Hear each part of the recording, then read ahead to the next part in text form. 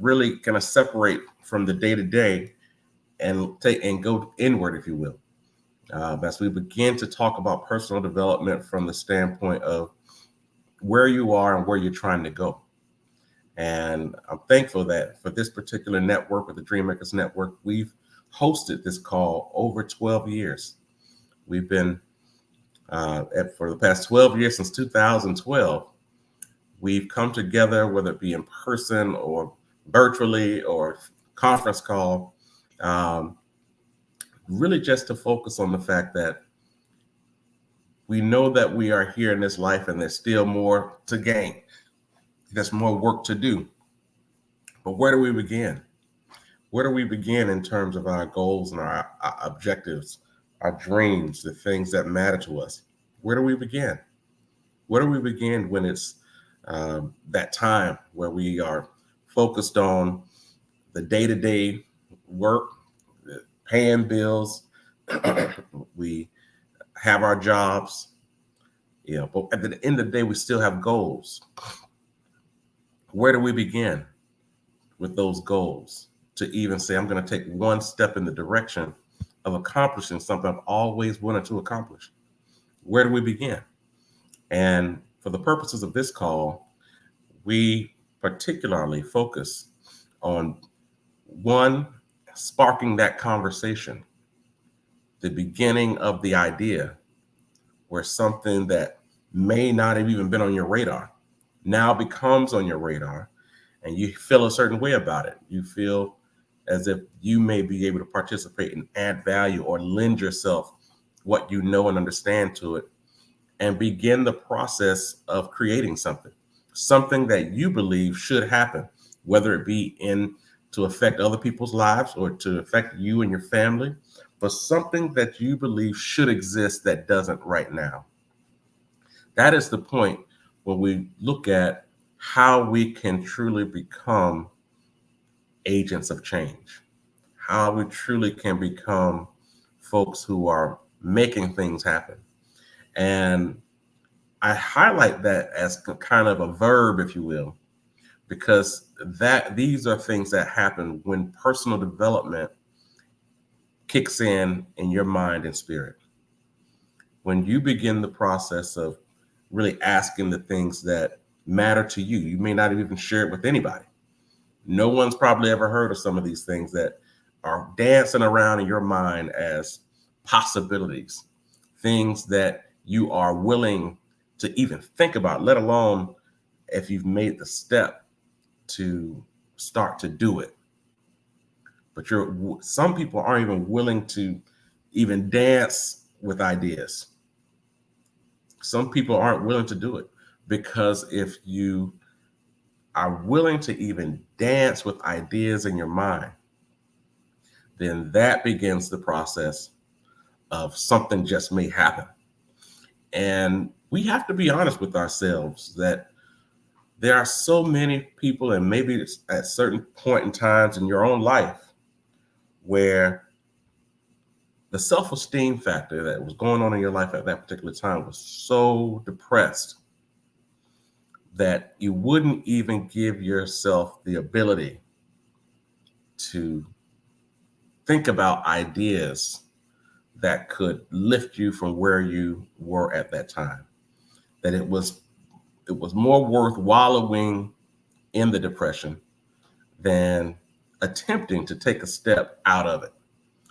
And I want to make sure that when we have these types of conversations, that we begin the process of dancing with ideas with an intention on not only pulling yourself out of whatever situation that has allowed you to just wallow in, I would say, nothingness, or wallow in a space that you know you don't want to be.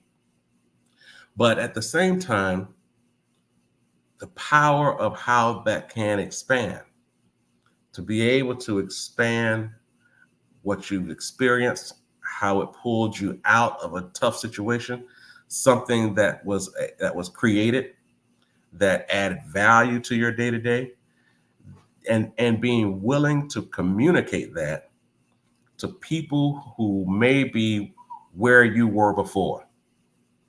And I think it's extremely important when we talk about personal development, because personal development is something that we definitely all need individually, but it truly becomes a force for good, when you are willing to share what helped you. It can't just be something hoarded that you just, I got this and I'm just going to use it whenever I need. Most of you know I'm a big Marvel nerd, and I remember in Doctor Strange, the first movie, when they learned, the folks who were able to go to Carmitage and learn all the ways of the mystic arts. And some, there was one particular brother who was like, hey, I just need to address this paralysis. And that's all I'm here to do is, use it for myself. And we all, if you've seen the movie, you saw what happened at the end. They stole that from him because it was not meant just for self and to be able just to kind of move around. But it is worth adding value and spreading that to as many people as possible. And I'll tell you, when we think about this call and how it started 12 years ago, 3 guys flipping burgers at my old house, being in a position, talking about what's going on, starting families, so much ahead of us. And instead of being fearful about that period and tucking our tail and retreating and pulling out of it altogether because it was just too much to digest, we decided to take information that was benefiting us individually and share it. And that was 12 years ago. And now we're still in this mode, in multiple different arenas. It's a blessing to see just kind of how time has gone on. Children have come and from one place to the next, moving around, but the objective of personal development is still here. It's still fresh. It's still important to dive into these topics, making sure that we are, making sure that we're using it specifically for using it inwardly within our own lives, but beginning the process of trying to figure out, how do we create a network? How do we stay intentional in adding value to somebody else's life by sharing what you know, sharing the things that have added value to you? So I say all that to say, personal development, even though the word personal is in there, personal development, it starts with you, but it doesn't have to end with you. For it to become truly impactful. And that's something that I think is worth all of us challenging ourselves to ask, is this life about impact? Or is it this life about me and mine, if you will? We have to ask these questions of ourselves. Somebody else's situation may be a little different, where, it seems like everything they're doing is impact. And then sometimes we open the hood a bit. We get a chance to meet people and connect with them. And we learn that there's much more happening inwardly, that, they may not be as rosy as it looks. And so there are reasons why people do things for other folks to see. But for the purposes of this call, I want to make sure that as we go through the ebbs and flows of life, the challenges that come, that we know will come, as we continue to work and develop on the things that truly matter to us, I want to make sure that we are at least asking the question, is this life about me and my family and going all in directly there? Or is it bigger than that? And there is no right or wrong answers there, because I can tell you, In my lifetime, I've known several men and women who went all in on their family. You know, they were cordial to folks outside of that network, but they were white hot intentional when it came to investing in their family. And those who have become quote unquote friends, who are essentially your close friends, are part of your family too. So I want to be clear that this isn't something that you need to go and start some organization and find ways to be wide-eyed, intentional about reaching the masses, if you will.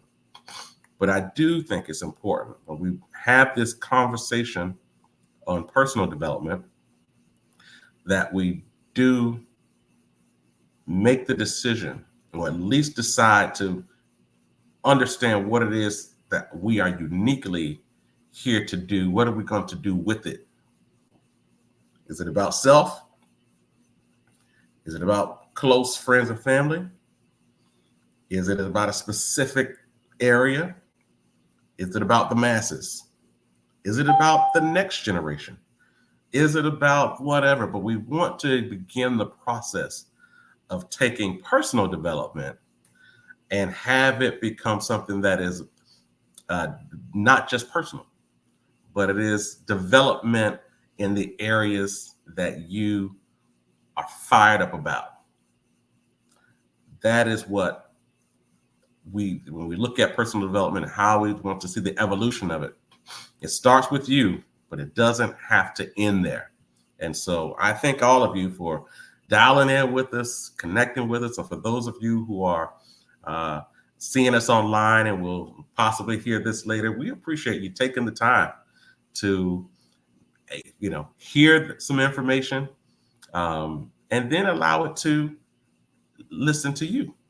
Allow that information to take hold and really, again, dance around in your mind and spirit to see where it takes you from this respect. And so we appreciate you, we thank you, and we look forward to hearing from you on today's call. Well, this is a very interesting time of the year. Every year when we get to this point, it's interesting as we look at, over the past 12 years. And I should say we've had at least 11 or 12 of these where, after we finish a 90-day goal setting challenge and we are moving toward the new year, and, there's a lot packed into this particular time of the year, for us particularly. One, because if you took the 90-day goal setting challenge seriously, something was created. Something was created, and if you really took it seriously, their momentum is still moving. So it's not like you stopped that, or even if it was kind of a finished thing, that energy, that sense of accomplishment, that progress and momentum is still fresh and alive. And you have that factor. And then you have the factor of beginning to close out the year and saying you came into the year with resolutions and goals and objectives and things that you'd like to see accomplished before this year ends. And you're factoring that into all this momentum that was created over the summer. And then for many of us, we even take a look and take a step back and say, next year is upon us, right? And so what will it be? What will I focus on? What will be the objectives? What are the things that I want to accomplish in this upcoming new year? And so I want to really kind of frame that and have that stand in the front of your mind, at least for the perspective of, showing value to what you've already created. But I think it is very important as we begin this process of, as we shared earlier, on personal development and taking what you're working on, what you have built, and begin the process of really creating your own path. And this is a conversation that, for many reasons, it seems to be a difficult thing for folks to pursue uniqueness in whatever it is that you've built.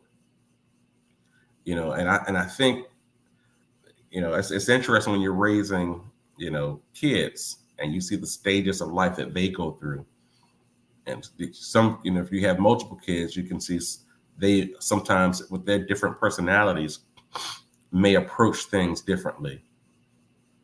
As kids, there's either the objective of, I want to fit in, I want people to like me, or I'm an inward focused person. I could care less because I got my own things going on, and so it's interesting to see that uniqueness in children and how they perceive what's important, what should be prioritized. And we talk about on this call where, the first 20 years of your life is really kind of laying the foundation of who you will become. It, in many ways, it highlights at least as a baseline of your behaviors, that kind of serves as kind of the bedrock of your subconscious mind. What makes you fearful, what makes you excited, what gets you emotional, like all of those things that play some type of intricate space in your behaviors, in your emotions, in how your belief system. Those first 20 years, good or bad, because a lot of folks will say, listen, I try my best every day to erase what was shared and experienced during that time period. But there's nothing you can do about that in terms of removing those experiences.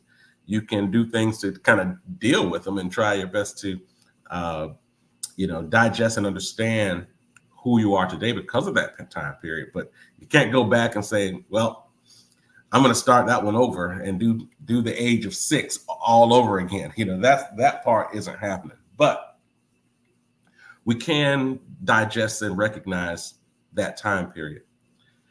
And I think it's important as we are working today on what we're building to really become comfortable with that aspect of you. Because as we begin the process of taking a deeper dive into our personal development journey and our goals, and we even, dare I say, decide to build something that is specific to what you would want to see happen in this lifetime, whether that be a business, whether that be relationships, whether that be a ministry and community outreach, or whatever the case may be. We're all at that point, whether we're younger or older or middle age or whatever the case may be, where we begin to think about, what do we really want to focus our time on and why?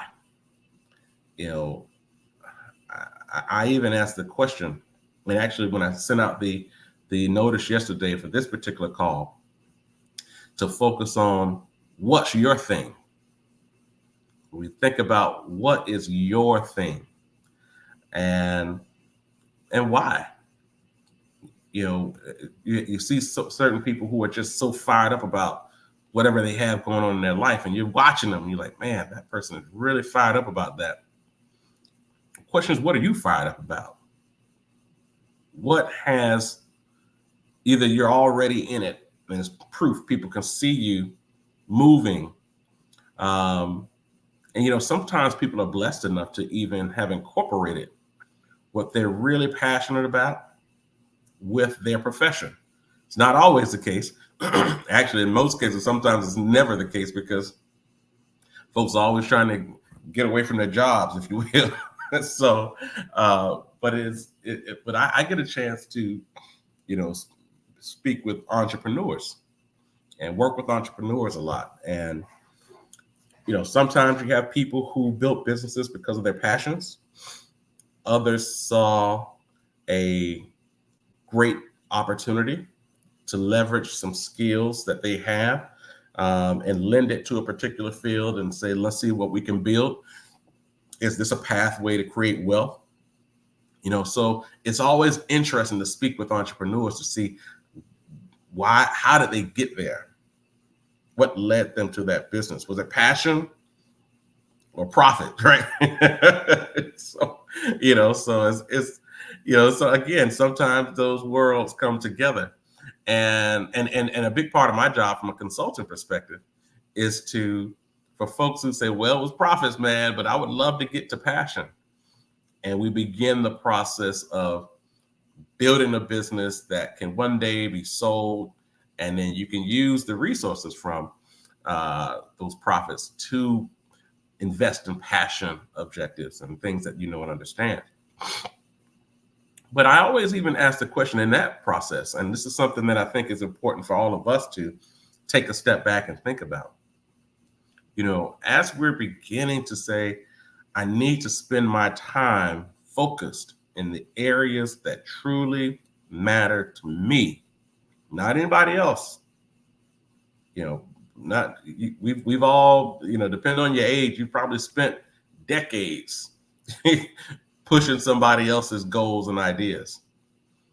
But at this stage of our life, we have to ask the question, what truly matters to you and why?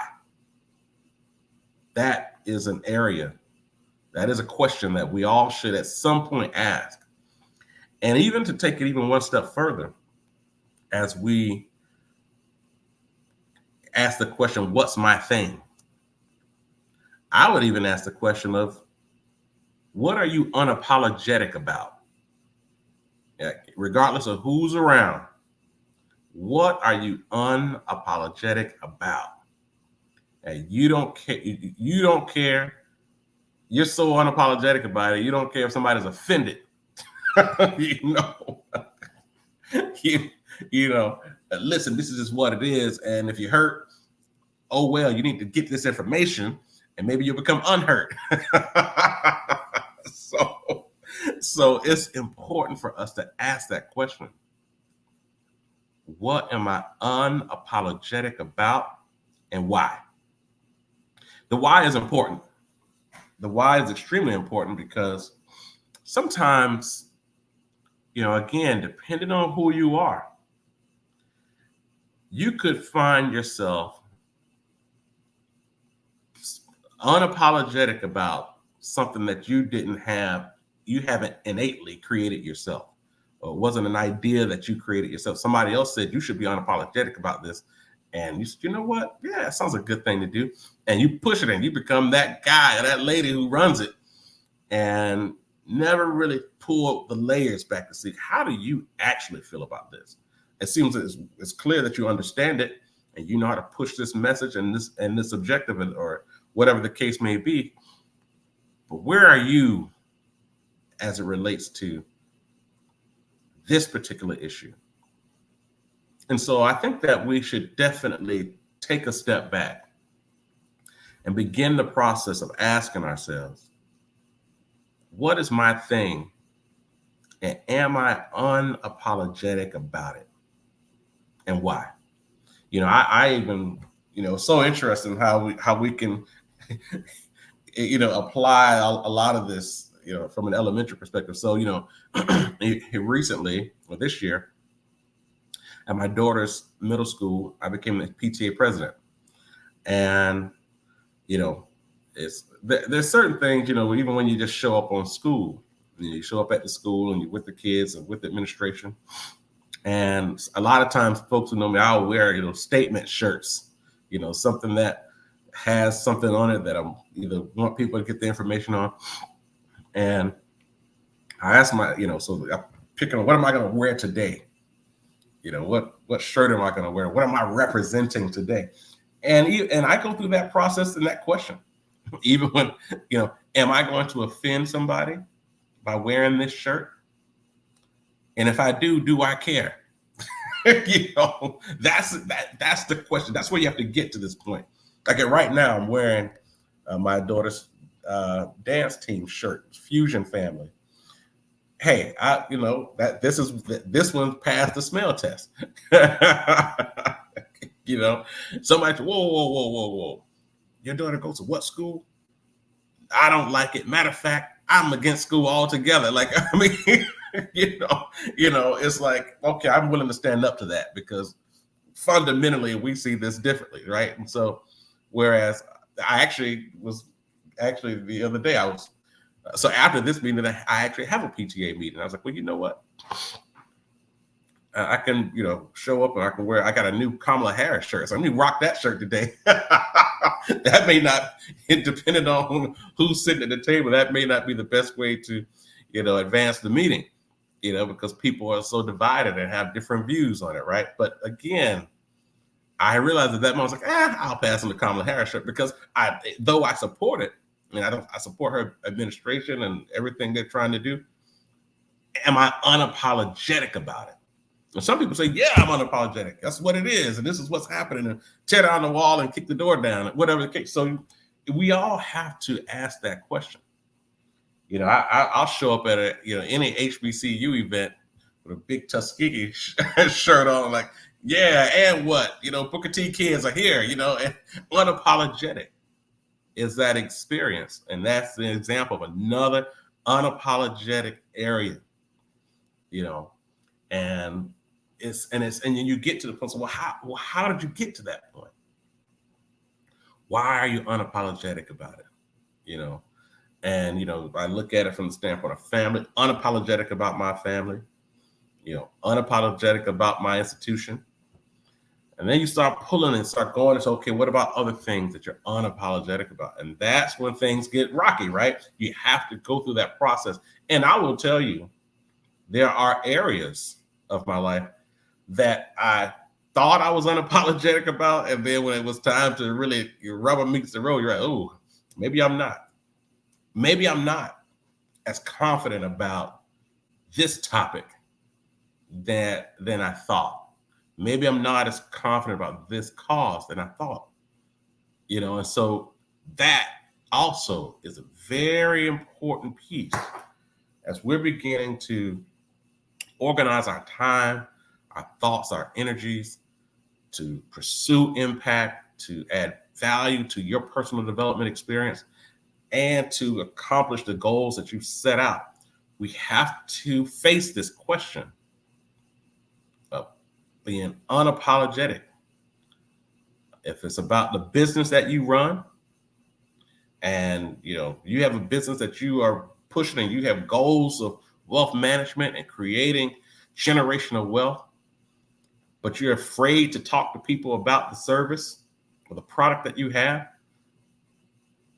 telling me that you're not unapologetic about this business that you're building, that there is somebody who can possibly say no to you, and that could potentially end your plight to create generational wealth. Like, we have to ask ourselves these questions. Is it really, like, are we not fired up enough about something? Or are we involved in things that we're trying to figure out, why haven't we, turned the page on this? Why haven't we made progress in this particular area? And you never ask yourself that question about, is this my thing? And am I unapologetic about it? We have to, because if we're comfortable in many ways living in the land of comfort, so if you found another way to kind of go under the radar without having to ask that question of yourself, you can say, well, I'm not really unapologetic about nothing, right? I'm a good guy. I'm doing some stuff, paying my bills. I'm able to do this and do that. I don't have to lend myself to anything. And that's true. You can. But for the purposes of this call, that's not who we're targeting. We're trying to identify the folks, number one, who have made personal development a premier focus in their life, that adding value to the things that you do in this life, and taking it to the next level. That's what we're trying to reach. And I'll tell you, for a host of reasons, because it's almost like, remember they say, we're looking for a few good men. The military, that was their slogan.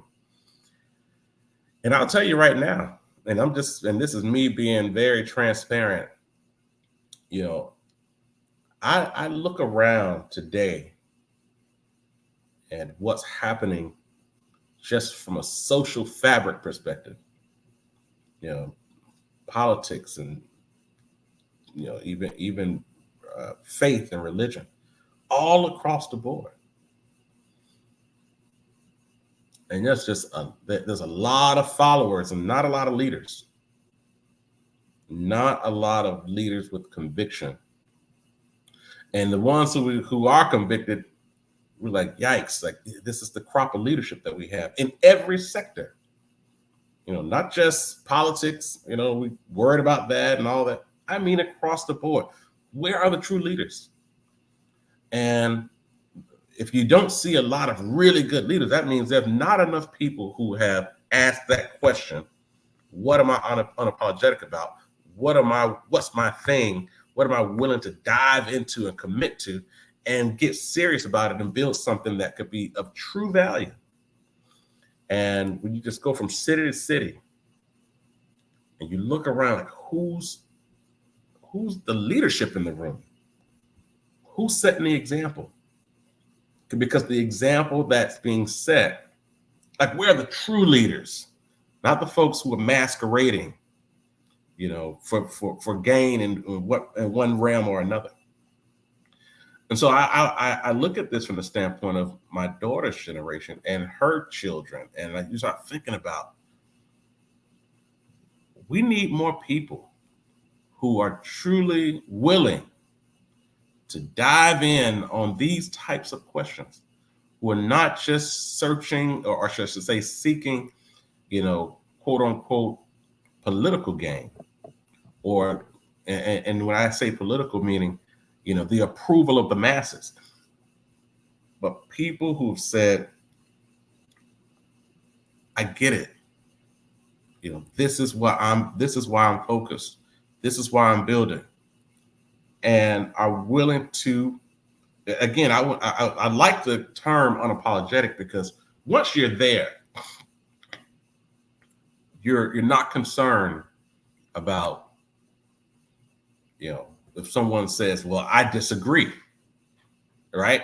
Because if you're unapologetic, matter of fact, like you're not really even trying to convince someone else that you need to see the world the way I see it. What you are is someone who's just a living embodiment of your belief system. You know, I was reading the other day. I can't remember if this was a scripture or just a quote, but someone said the objective is it's important to preach the word, and you can use words if necessary. Meaning, you don't have to, the way you live, what you're doing and why, your actions, your things that has you going and people watching like, yikes, this dude is really about what he cares about. You don't even have to open your mouth and say, hey, look at what I'm doing and follow me, right? It's like, just go be about that business. Go be about the business of being committed to your goals, to your dreams, to the things that matter to you in this life. And without asking the question of what's your thing, and once you've identified and once you've said that, okay, well, am I unapologetic about it? Meaning I'll talk about it to anybody who shows up, or I go in any environment and do that thing.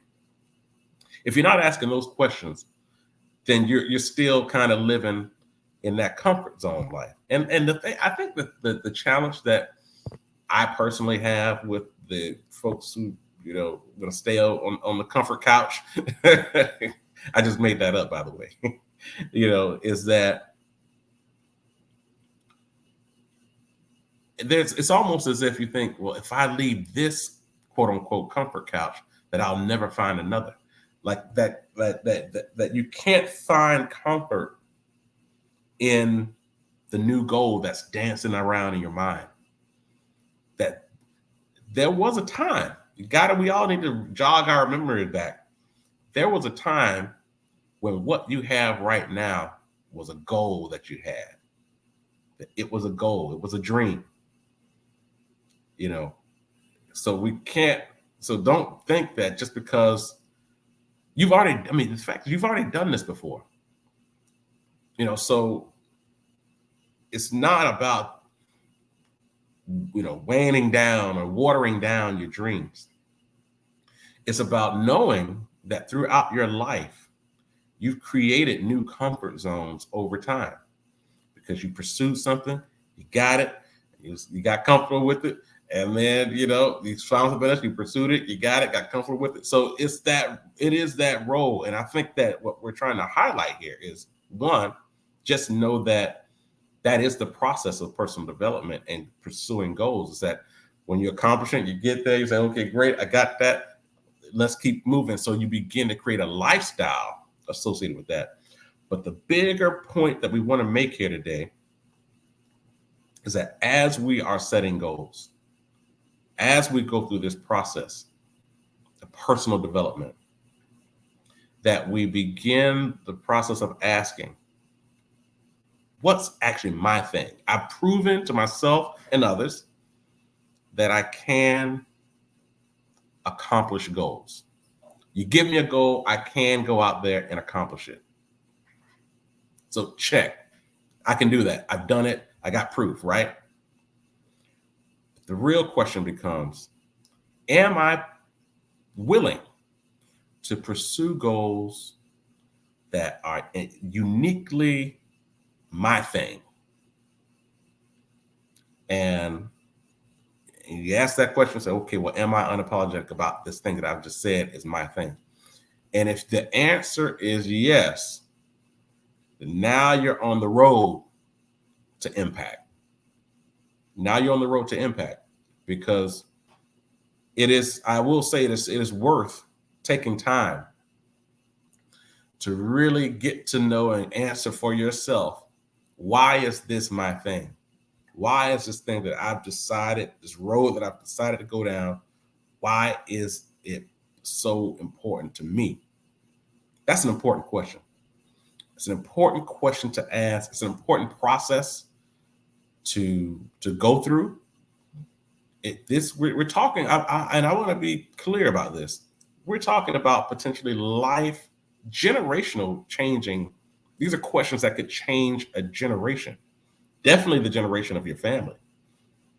You know, I mean, it's interesting. I think about my grandfather, and I've actually here recently, I've been doing a lot of studying on his grandparents, and just to try to connect the dots. And it's, number one, thankful to be able to have access to that information. Some of the information was trying to piece it all together, but I was able to just watch my grandfather for 26 years, you know, to watch his life, but to learn about his grandparents' life, but begin to see where did what our norms as a family, when did that start?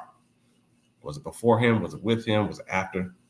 And it's clear that much of our, you know, it's almost like the family business in terms of our belief system came from his family unit, my grandparents, and then they went down and passed that down. And so but it started there from an unapologetic perspective, right? And so that is the point. Things that can become generational. And so we have to, I should, for this call, I said we have to ask that question. We have to take that deeper step and really align it with where you're trying to go. But I wouldn't start at this stage of our development, at this stage of personal development and objectives.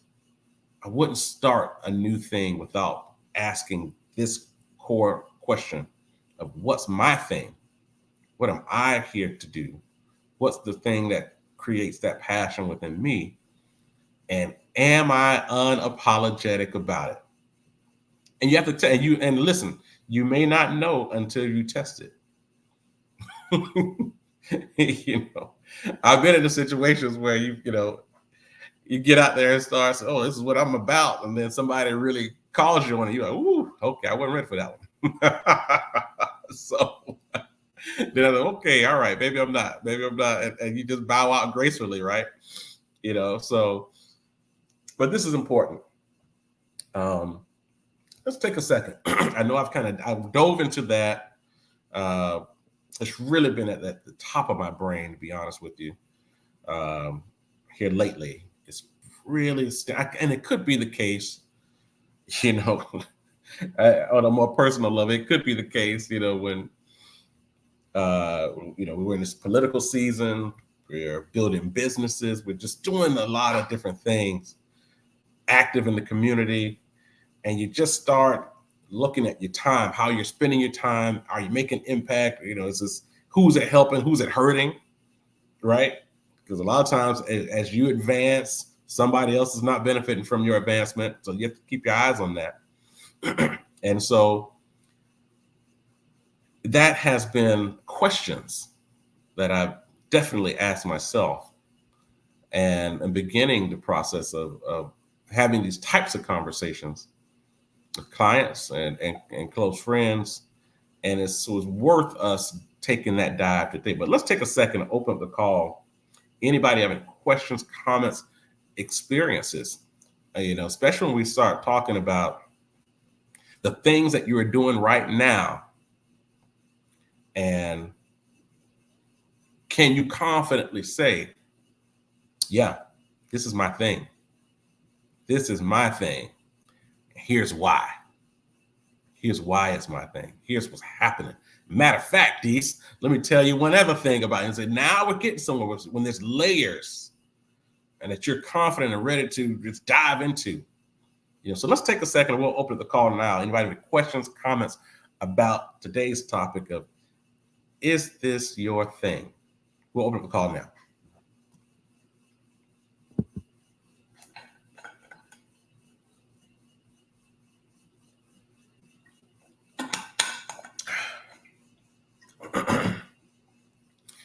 And the same thing for our folks who are online. Please feel free to just share in the comments as well. We'll open up the call now.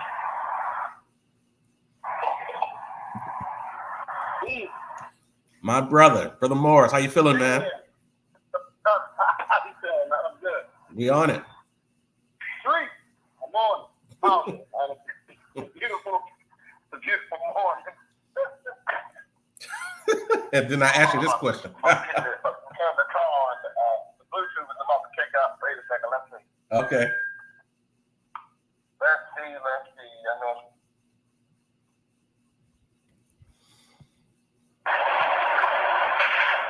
One more second, man. I guess I should have did all this before. All right, we good now. Yeah. Should have did all that, but see, I did it when you asked. You said, "Hey, man, got a comment?" Yeah. Let me do it right now. Yeah, man. Well, you ran down a lot of stuff, and I know that it's I'm not a church guy. Mm-hmm. Okay, you start with that. I'm not a church guy. Yeah. But I'm prefacing that to say that I know that every time we get on the call and we start, going into the topic and everything happens, I know that you're saying that you're speaking directly to someone, right? Mm. You say some stuff, and it's touching that person. Like, how does he know what's going on inside my week, my life, my year, whatever? Like, how does he know that? Well, the truth is that we're all living, their parallel lives, but that's fine, right? So You're really talking to yourself on things that are happening. Exactly. But because we're all in pursuit of things, there's intersections that apply universally, right? And then that's why when you talk about it, like, oh my goodness, man. I mean, it's the science of the grift or the person that's trying to get over. They tell just a little bit. And I'm not saying that I don't want to say that's happening. All I'm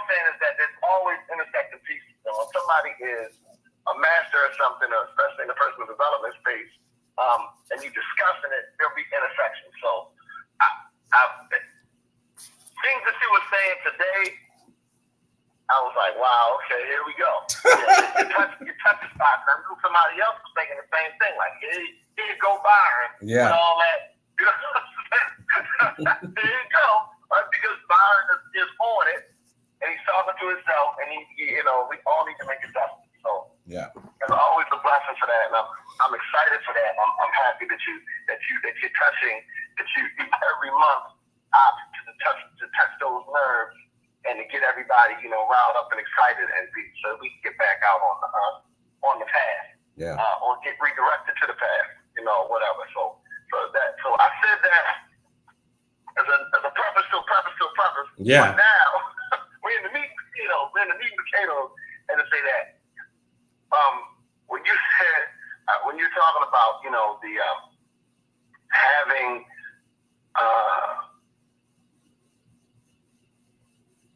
a desire or a set that you can stand on strong, something that you stand strong on, right? Yep. I don't know why the scene in this movie popped up to me, right? Where it's been taken, and they use it for memes and stuff like that. They crack jokes on it, but it is very powerful. Where the guy Liam Neeson in that movie Taken. Yeah. Where they kidnap his daughter. I can't remember for what, but I guess they just she was traveling on an aggressive human trafficking. Yeah. Yeah, he was traveling, and he had a teenage girl he was caught. And anyway, he's like, okay, you're going to be taken, right? So he talks to her on the phone, and then they kiss her. And then the dude picks up the phone. Yeah. I don't know who you are. I don't know why you're doing this. But I have a particular set of skills. That's right. And then he breaks that, and then he goes with it's not even a veiled threat. It's like the most direct threat I can give you. Oh, man. Based on that set of skills. That's one of the, I was just to pause on that real quick. I would say that phrase, one of the most powerful in cinematic history. Like, I mean, just. It touches a nerve. Yeah. And he, for me, for you, for your own layers, like, you got daughters, you're a man, you're living in this space. Like, what? This man just snatched my daughter all the way on the other side of the country. Other side of the country. You ain't about to do nothing. Like, I have a particular set of skills. Of the world. Wow. If you just let us go, I will not use that. But if you continue, if you continue along this path. So this was ringing in my mind as you're talking. It's like, when you are that, like you was saying, unapologetic about, that particular set of skills, and when it gets applied, and you can be that white hot and laser focused. Yeah. You know what I'm saying? I walk into a spot, brother say, hey man, I'm just trying to figure out, about my retirement plan. Say, I don't know how much money you got in your account. Yeah. But I have a particular set of skills. Yeah, that's right. I do. A very particular set of skills that if you're serious. You are serious. And if we can apply to be that white-eyed and to apply that, to be, first of all, knowledgeable about what that space is. Yeah. We talked about that, the self-awareness, which we're all, resetting and trying to figure out, what you should be. You want to, you want to be there, constantly resetting, constantly, self-evaluating, constantly making those self-assessments and say, okay, this is where I am, why, can I improve here? What will it take to improve here? I'm going to take the steps to improve here. Why? Because this is important to me, and I'm going to constantly be doing that, constantly be doing that. And then bringing those skills and that improvement to whatever marketplace you're in, or where that thing can thrive, And then you say, is this the right place for me to apply these skills? Well, hey, I'm going to apply them over here. Well, where is it? I don't know where that is. Well, how can I get in contact with the people that bring me there? Or how can I get into that space these skills that I love so much, they should be over here. Why? Because that's the best place for them to thrive. Why? Because these skills are so important to me.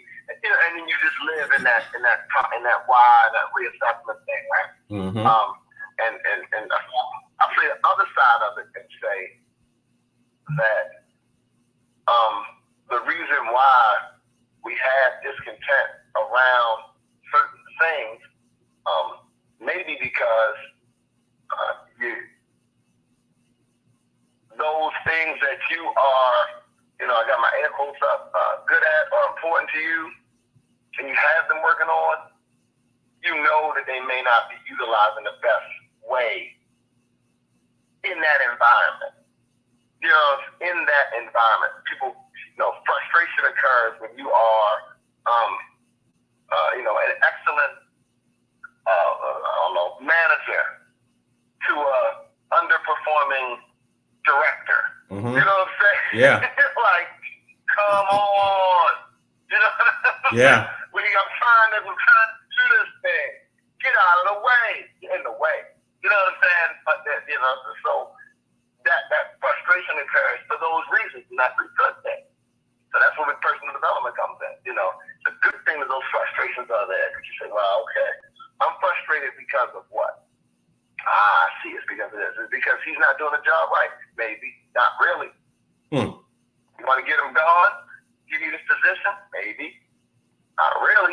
The truth is, you're frustrated because, this is where I was going with it, that internal you in that particular scenario is screaming out, we need more, do more. Use me, put me to work, get me out. And that person or that director situation may be in a suppression mode of that internal you getting out. And that's just a director management, you know, conversation. It's just easy, but it could be in any arena, you know, where you have where that passion is just bubbling inside of you. Mm-hmm. And it may even be that it's so small that you haven't developed it, but it's still screaming, saying, you know, start to develop me. You know, that's right. I miss you, love me, develop me more. You know, so that you can get to a point where you can, you know, bring it to the masses. Or if you're internally keeping it as something that is just yours, it will still be like, you know, like now you go to the. I'm saying this because last night we had an event, right? Okay. And we had taken the previous event. We had done all this, you know, good cooking, and we had these lamb chops and all this stuff was good, right? You know, I took my portion of the lamb chops to the house. You know, like, hey man, we had left over.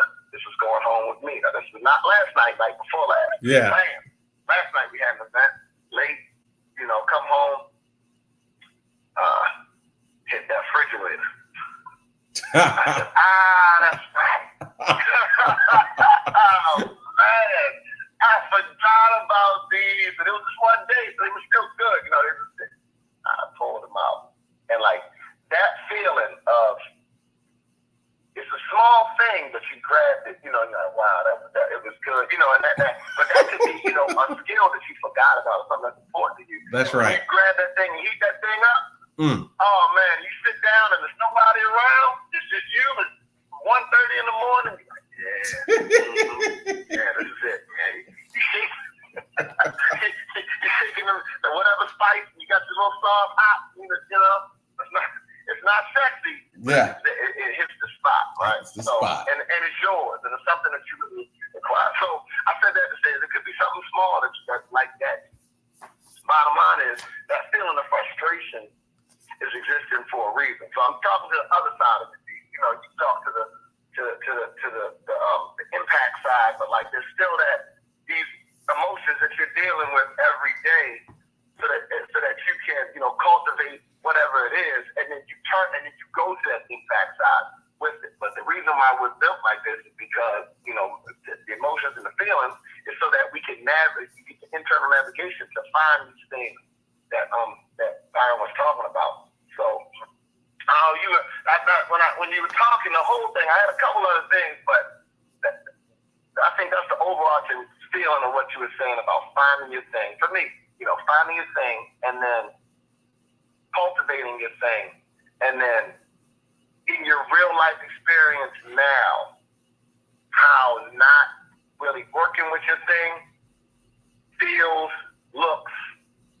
obviously, I'm sure as the call goes on, we can discuss ways to, peel back the onion and get to it and ask the why, but then also apply it. But that space right there where a lot of people are is, I kind of know what my thing is, I'm aware of it, and I'm frustrated. Yeah.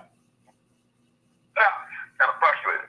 You know what I'm saying? So why am I frustrated about that? And you have the other people who are supremely focused on that thing, and they're looking for little nuggets, nuances to move. And my advice to them is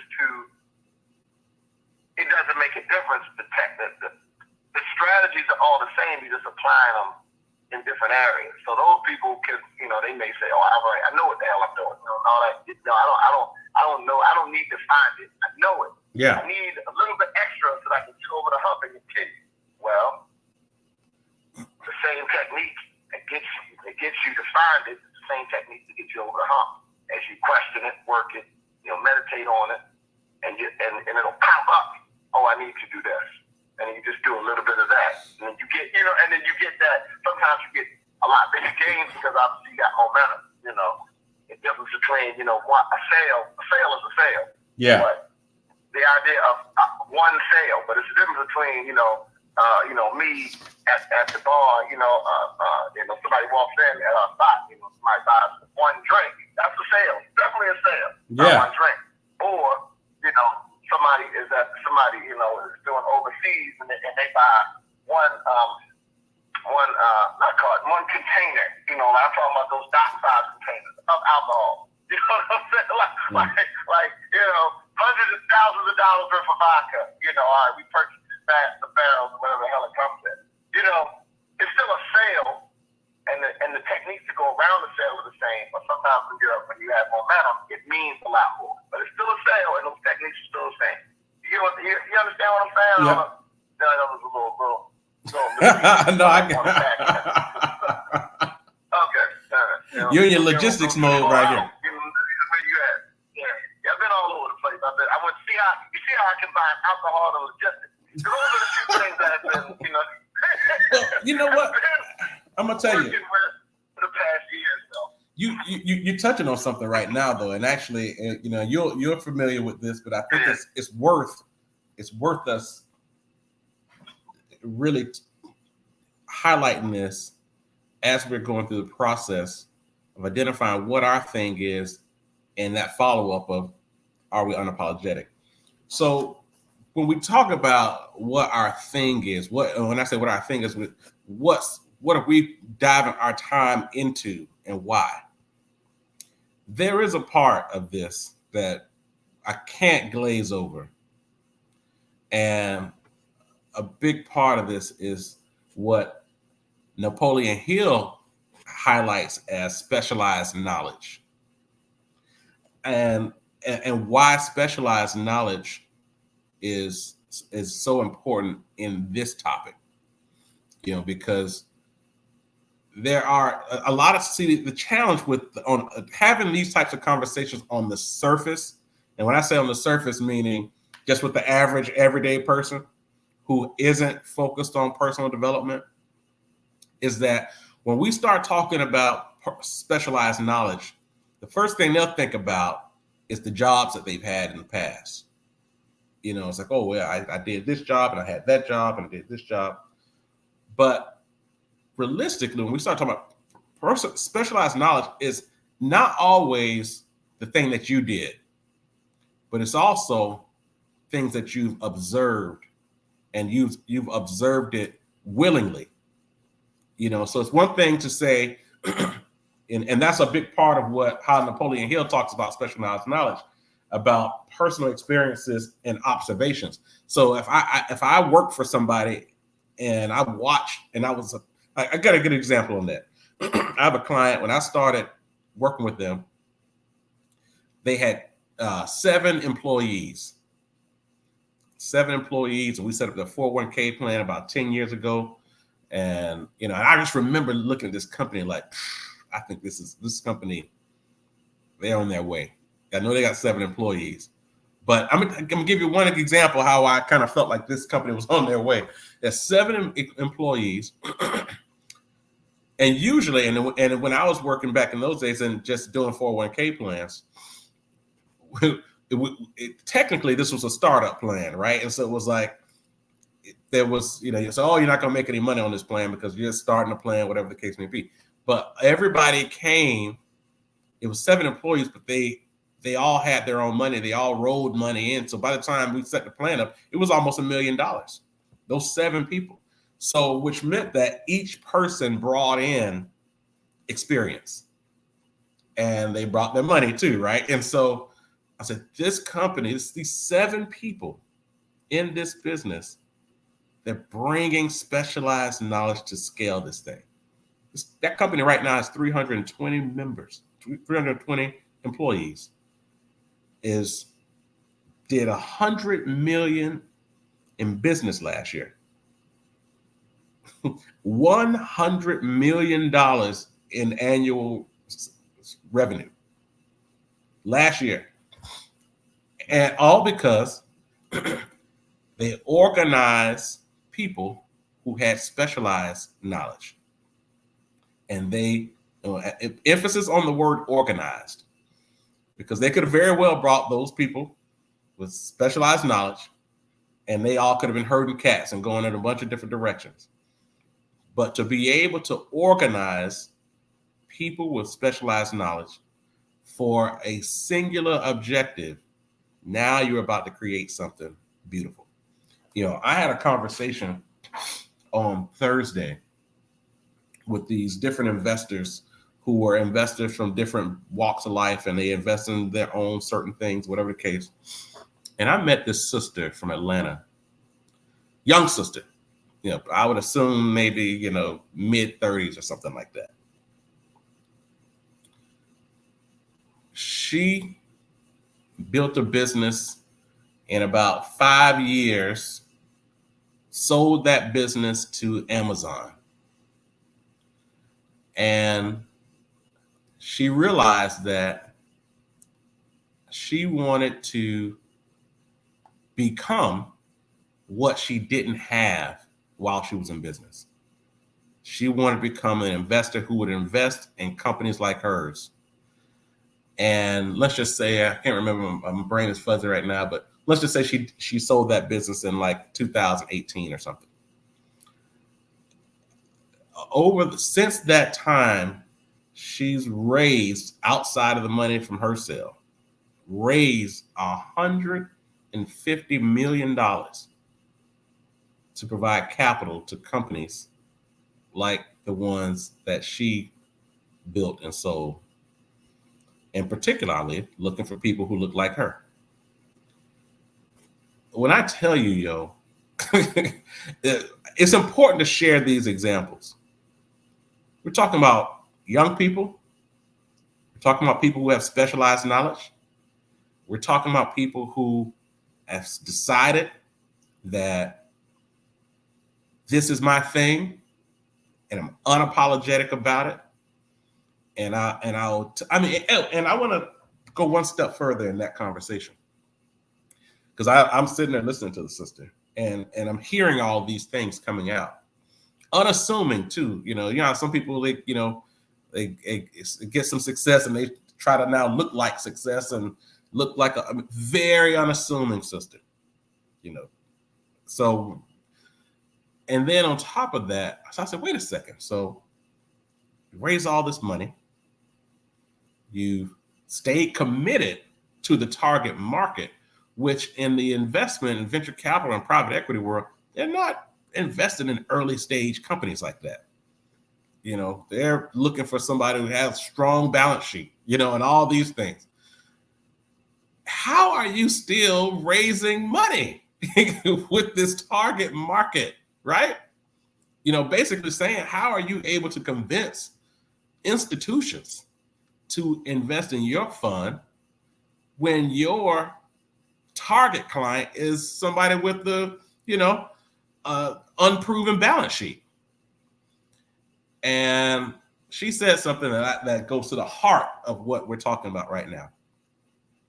She said, well, what I realized is that they saw that, part of our process is that we apply the same process that helped us sell our business for 5 or 6 times annual revenue, we apply that to those new startup companies.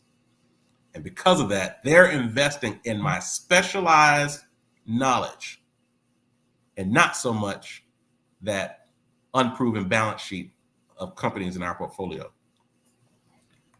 And that was an example of someone who has become unapologetic in recent years. This is not something she's been doing. She's only maybe 35 at the most. Doesn't have long decades of experience doing this. But when you become white hot focused on something that matters to you, and you're willing to apply your specialized knowledge to it, and then just hit the road sharing that story, people will believe. They want to be a part of it. Like it's I don't know any other way to say it. People want to be a part of special things that are special, and when I use the word special, but I could have also used the word unique, or specific or specialized, and so there's a lot of people who chase the crowds and let me do what everybody else is doing. But when you can get into this unique realm of unapologetically, this is what it is and why, you now become a unicorn. You become part of something that is in a different space, and let me just highlight the fact now, and I think this kind of goes to the main point around why most people don't do this, is because one, it's definitely out of the comfort zone. So we talked a little bit about that, but I would go on to say it's also lonely there. You may get in that realm, look around, number one, not see a lot of people, but even the people who are there, they may not be the people you want to, kind of associate with, ongoing.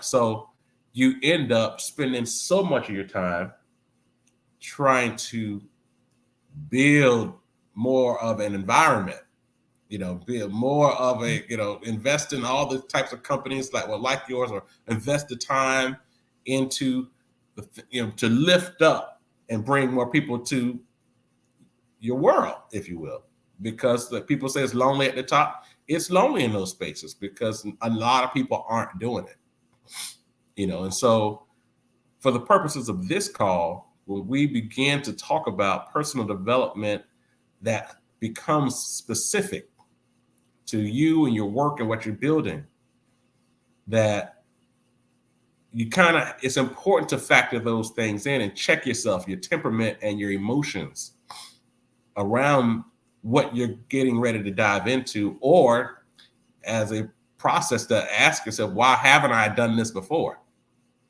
Those are just because I just didn't have the information, no one shared it, or no one communicated it that way, or I have participated in things that help me to understand what I have and where I'm going, but I didn't have the temperament for it at that time, or I made myself busy doing other stuff that wasn't going to take me there. We have to, a lot of times we don't verbalize why we don't do things that we believe could add value to our life, but it's important to attempt to verbalize it, just so you can be truthful with yourself as to what happened here and why didn't I do it? Why didn't I do it when I knew that was the time, or that was a time? Let me not say the time, but that was a time I could have done it, And so it is this whole process of getting to that point.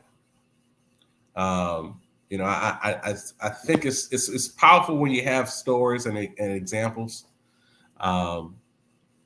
especially for the people who are really serious about it right now.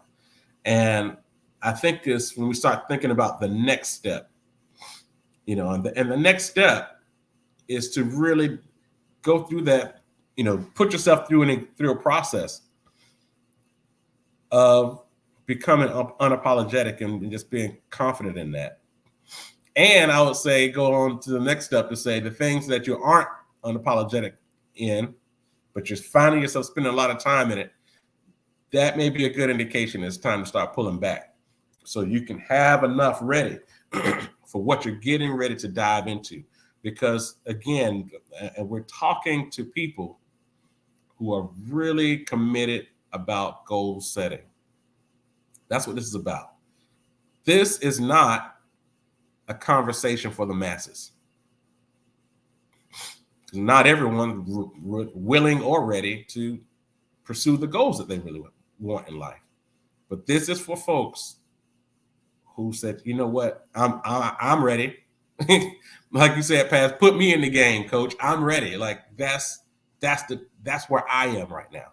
And for people who've made that decision, then you begin this process and get excited about it. Like get excited about it with a certain level of expectation and intention. You know, this whole, I think we've watered down what faith really means and what it really is. You know, it's that whole process of seeing something in your mind, and because you saw it in your mind, nobody else saw it, but you saw it.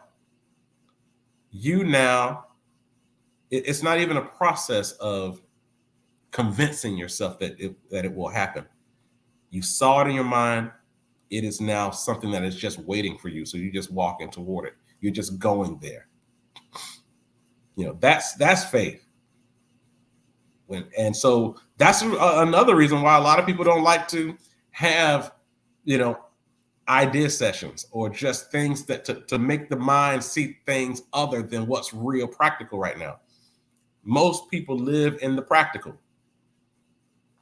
There's a house right there. That's the house. Now we can start talking about it. But a lot of people don't just ride down the road, see a bunch of forests, and can still see the house. They say, no, that's a forest. It's not a house. You know, that's a forest. But there are people who can ride down a road and see that road not existing someday and it being something else. And again, you know, it requires imagination. It requires the ability to allow your mind to see past what's in front of you, especially if it's part of what you want in your life. What's practical is real, but just because it's not real to other people doesn't mean it's not real to you. And faith is the essence of that. You know, that you can believe in something that no one else, you may be the only person, period. But now it's real to you. And if it's real to you, it will become practical to other people too. And say, oh, wow, you were talking about that a couple of years ago. It's like, yeah, I mean, you didn't believe me then because it wasn't, you know, but we have to really become comfortable with faith. You know, just become comfortable with it. And it's the faster you become comfortable with it, the less you will spend time, you know, in the land of worry and in the land of doubt and in the land of, you know, procrastination and all of these other things that happen when what you're hoping for isn't here yet practically. You know, so you're saying, oh man, but I really need this. I hope for that and this, that, and the other.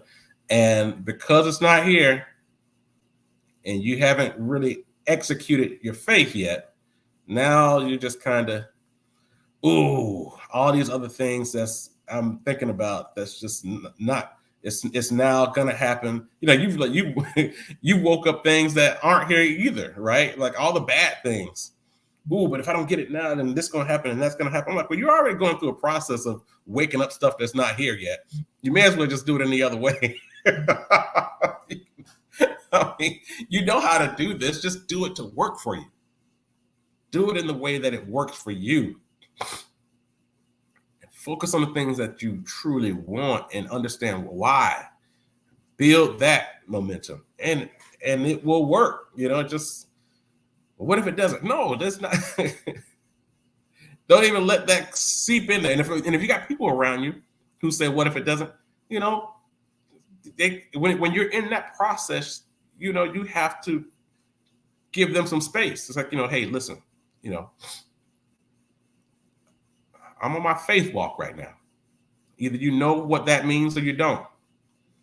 And if you're not able to activate that, here's some scriptures you need to read. Here's some books. Here's some, here's some things that you need to incorporate into your life. Because if you're going to spend time, like if this is a business partner or a spouse or family members or friends, you know, people who are in your space, it's your job to educate. And not through talk, but through work, through the experience. Like, man, you pulled that off, huh?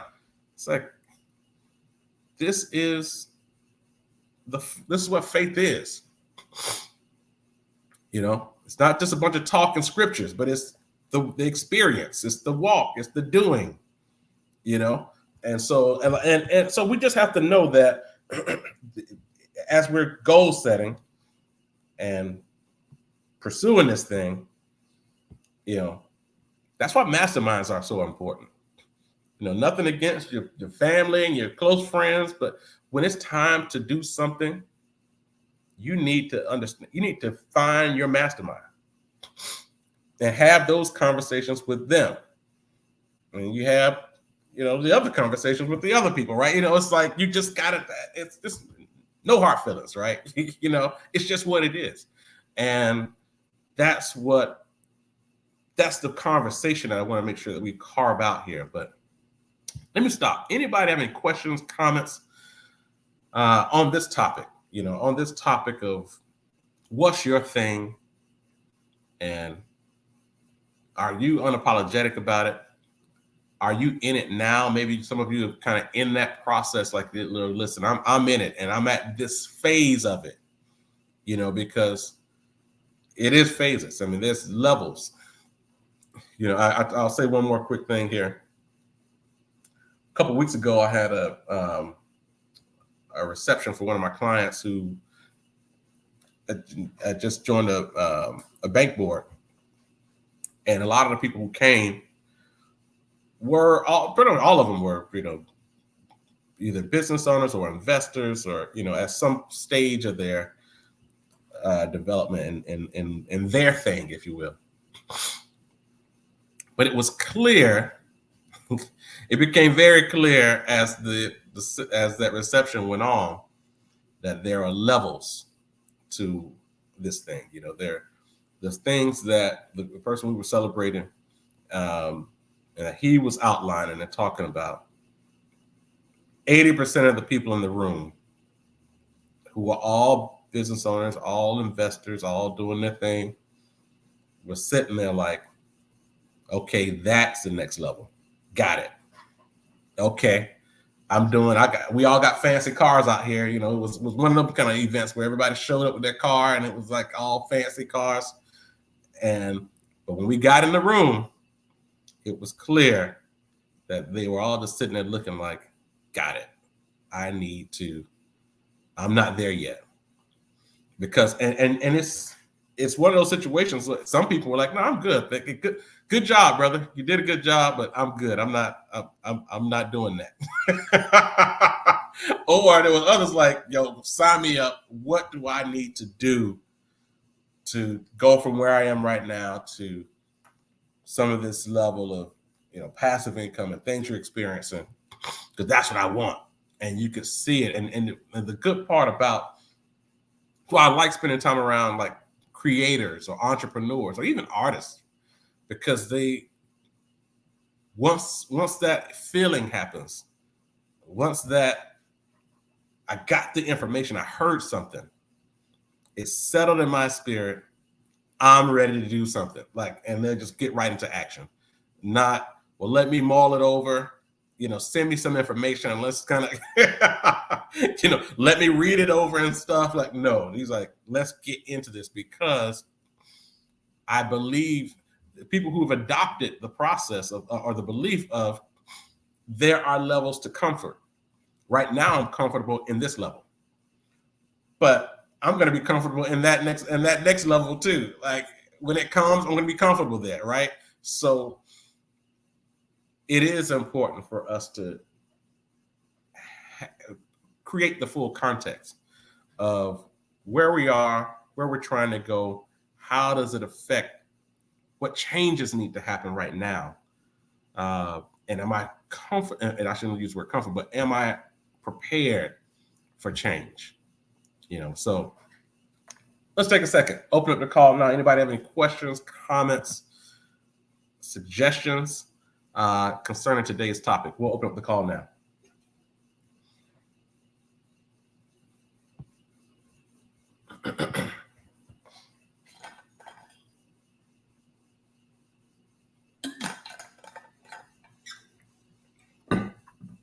All right.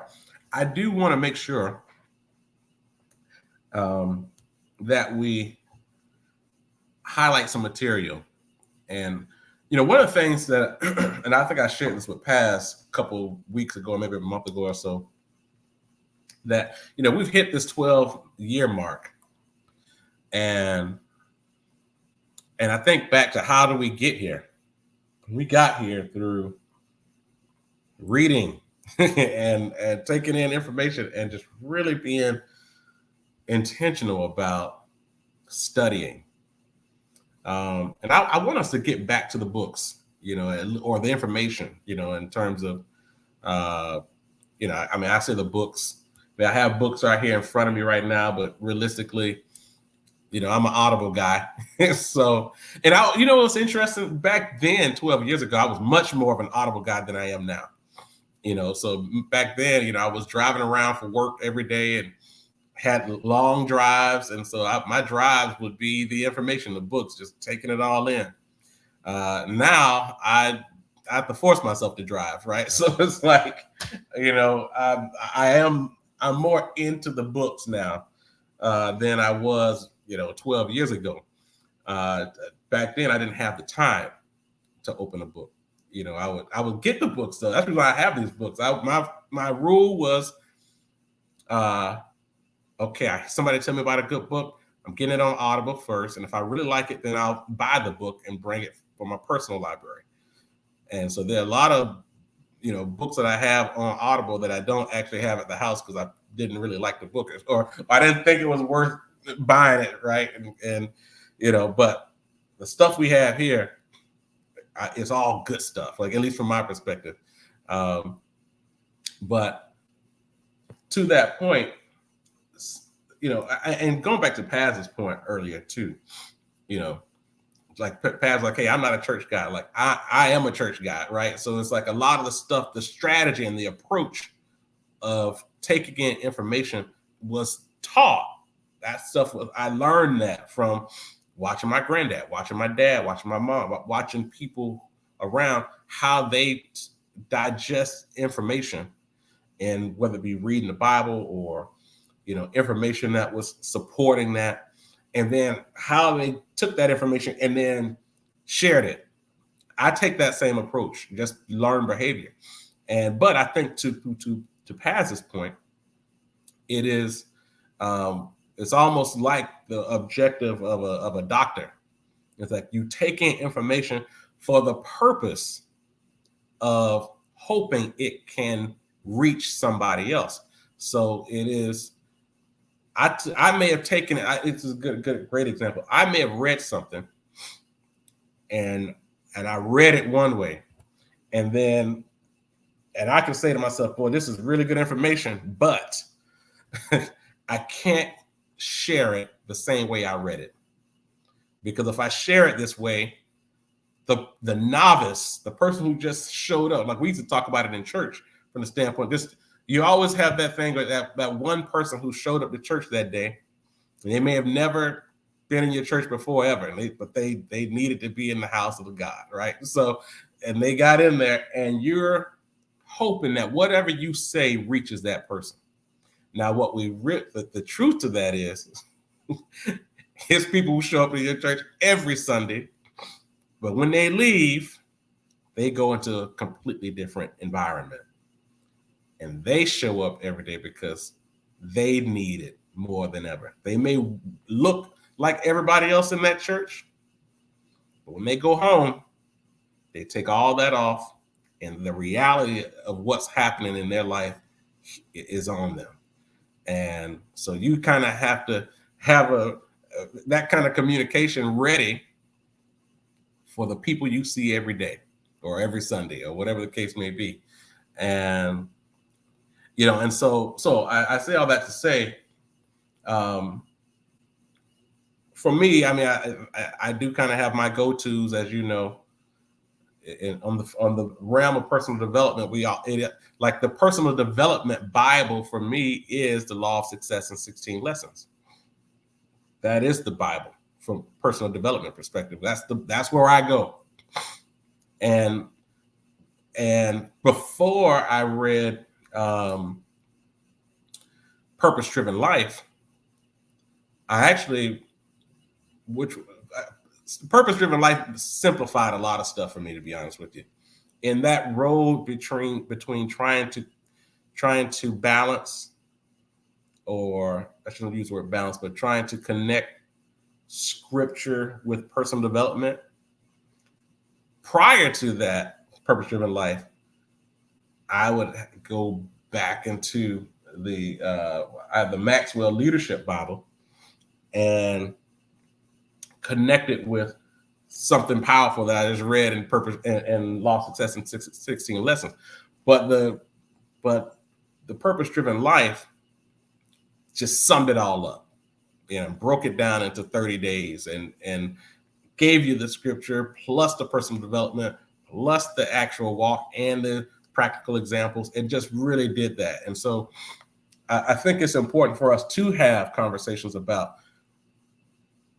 when you are in this process of pursuing, because pursuing new things and going, or challenges or opportunity, or just look for inspiration. What's your baseline for information? What do you do? Where do you go? Is it a book? Is it a YouTube? Is it something? But we got to have our personal source, our library, our methodology that we go to. Again, listen, I say this, I probably said it a couple times already. This conversation is for people who have made a commitment to personal development. If this was a mass call, we probably would have had a bunch of people hang up by now, because we're talking about stuff that's not in the day-to-day realm for most people. They're like, I'm not doing all that. I got time for that. I got to go to work. So you got to figure out, like, how do you factor these things into your flow? Because here's the truth: if you don't do it, if you don't have a process, a regiment that you keep that's feeding you mentally, spiritually throughout this process, you will then fall back to the things that you used to do to help you in these things. And that, what we all used to do is just talk to our friends or family about some of these things. And that's where you go wrong, because you talking to people who more than likely have never done what it is you're trying to do. And because they love you, they're going to make sure you don't do anything to hurt yourself, or go down a road that's going to cause too much strain or strife, say, hey, well, you know what? You need to just, pray about it and take a step back, or whatever the case may be. And, we definitely should always pray. But more importantly, in this process, is to make sure that you have created, it's just like going to the gym. If you know you're trying to lose weight, you got to go to the gym. And when you go to the gym, you got to do this, and that. You can't just show up and look around at people doing stuff. You got to get in there, start doing something that is the specific, gym approved process to accomplish what you're trying to accomplish. Same thing is the case in the world of personal development, but you have to get into your rhythm as to what those things are and how often are you taking in information? How often are you in study and in that particular area? How often do you get a chance to practice what you study? Is it, that this is all part of that recipe. And so we want to start thinking this way as we are, again, making decisions on what's next and how we're going to get there. And listen, go to the website, go to dreammakersnetwork.org, sign up. If you want to just have decent, I heard the message, I heard the call, let's lock in, let's get some time to talk about this in more detail. Let's do it. You can schedule time, block it out. I tell everybody, if it's on my calendar, it's about to happen. If it ain't on the calendar, it's not happening. I don't even know how, at this point, I don't even know it's something that we should be doing. Now sometimes you get the random phone call and, we could, that's a gamble. So, or a text. I'm like, shoot me a text and then we could block it, but we got, at this point, I'm just so focused on trying to make sure that we have folks who are really just making a commitment to what it is that they want to do and why, and understanding why, and there are different realms to it. There are folks who do want to make a change in their spirit and their heart of hearts, but for whatever reason aren't willing to do the work. None of this stuff is, it's just kind of magically appears. It's like you have to really make a real commitment to yourself to go and do the work. It doesn't have to be, people don't have to even see what you're doing. You're just going in, focusing on the things that are helping you make progress every day, doing one or two things every day to get better, to build. It's like you're just building a wall. It's one thing I liked about Will Smith's book, where he talked about how his dad taught him how to build a wall, and with bricks, and how to get the all the materials together and to make sure it's a good wall. I mean, it's just the day-to-day stuff. That stuff helps your mindset say, I know how to do stuff. I know how to do something. I've done it. I built that wall out there, and so the same thing applies in this case.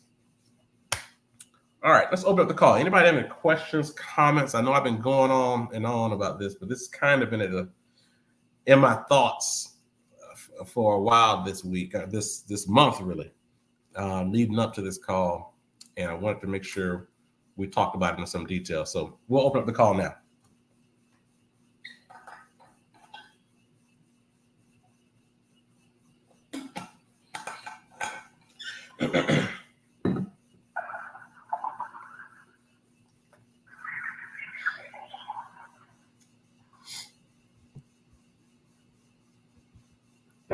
Yes, sir. Let's do it, brother. Let's do it.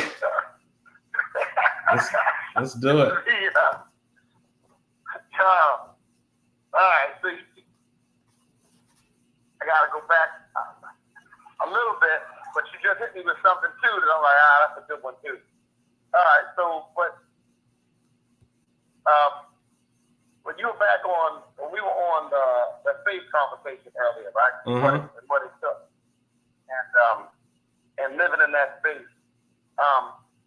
something just popped in my head that I was like that I wanted to just, it was actually before faith. I'm sorry.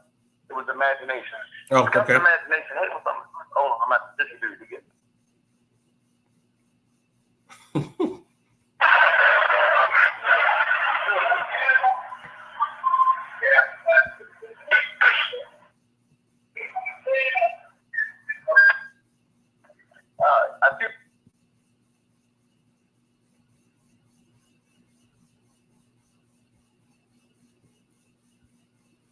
Brother Morris, you there?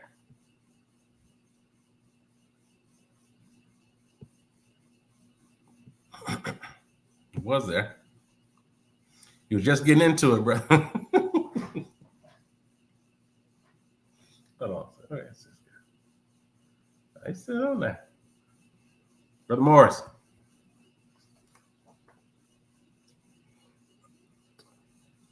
All right. I'm sure he'll jump back on here in a second. In the meantime, anybody else want to jump in here before we finish up? We're getting close to 9 o'clock, but I wanted to make sure we take some time to kind of touch on this topic. So feel free. We'll open up the call now.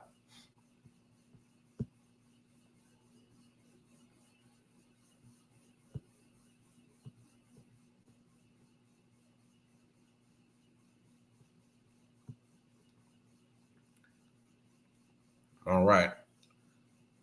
So trying to give Brother Morris a chance to jump back on here. But to this point around the books and getting everything lined up, get your regimen. I'm definitely highlighting, if you hadn't gotten back into purpose-driven life, it's that's not a one-day read, and that's not a one-time read, I should say. That's something you keep in your rhythm, and go back into it. Law of Success in 16 Lessons, Think and Grow Rich. 15 Irrefutable Laws of Success. These are things that we want to dive back into personal development, and that's something that as we're building out the Dream Makers Network and the website, the two things that I'm focused on in terms of goals going forward is to beef up our professional network and make sure that we're showcasing as many of the subject matter experts on topics across the realm, so we can really become more of a supportive business development network for our members. So really having a real thriving professional services network, and to have at the cornerstone and the basis of that is personal development. And so it's not, a lot of times we don't see that. We see that we can join a lot of networks, networking groups, but we don't see where that core baseline is still backed by personal development information, books, conferences, seminars. We want to be more than just a networking group. We want to be a professional services network that will allow us to really take a deeper dive and really become much more, I would say, a value add to somebody getting started. And just from a clear baseline perspective, we don't want people to be afraid. We don't want people to be afraid to get started in business. We don't want people to be afraid to start an organization, to start a ministry, to start whatever it is that you've committed to. So at that point, we can begin the process of saying, well, join the network and let's get into sharing what it is that you guys do and how we can be supportive. So that's the real focus behind why it's important to share the news about the Dream Makers Network to folks who are contemplating building something, or they've already built it and they're trying to figure out how do we take it to the next level. Because building that professional network and supporting them with kind of that ring of professional services is extremely important. And so that is a big part of where we want to go. So go to dreammakersnetwork.org, share it, share it with folks who just share it on your Facebook pages, share it with people who are thinking about, building something that they're working on. Schedule time, let's lock in. I mean, this is an exciting time to begin this process, and we want to reach as many people across the country as we can. And so really, really looking forward to hearing from you guys and connecting on that level as well. All right. Well, that's all I got. I don't know if Brother Morris got knocked off or not. If so, we'll connect. I'm sure he'll be ready on the next call. So, any questions or comments before we finish up for the day?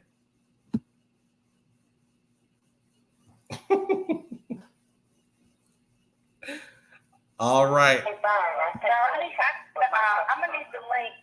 I'm gonna need the link for the call balance for the recording. All right, I'll send it to you. Thank you. Thank you. Who else was that who jumped on? That was Tatiana. No, I knew Tatiana was on it, but I heard somebody else too. Was that Dana? It was Dana. Oh, Hey. All right. Yeah. Get in there. Hey, good morning. Good morning. I sent you a text real quick with my question on it. Oh, got it. Okay.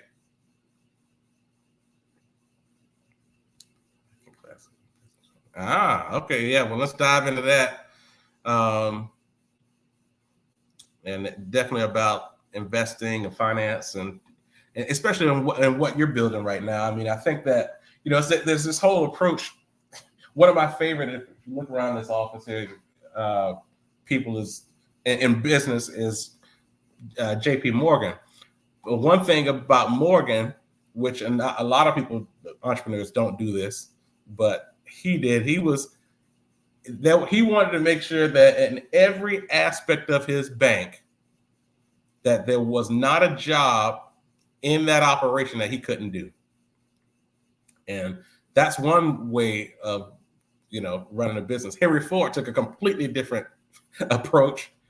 And Henry Ford said, listen, I'm just going to make sure I have the best people, working for me and build something great that way.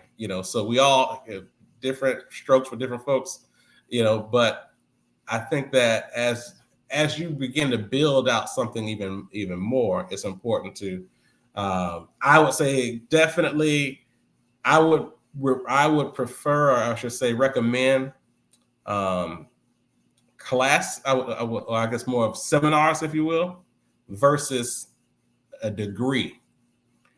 So for instance, if you take seminars or like masterminds that are specific to like the business finance and how it applies to your business, especially for entrepreneurs, that is much more helpful to your bottom line than, say, getting a master's degree or an MBA, because the difference between the two, is the MBA is preparing you to go work for somebody else, and MBA with a specialist in finance or accounting or investing.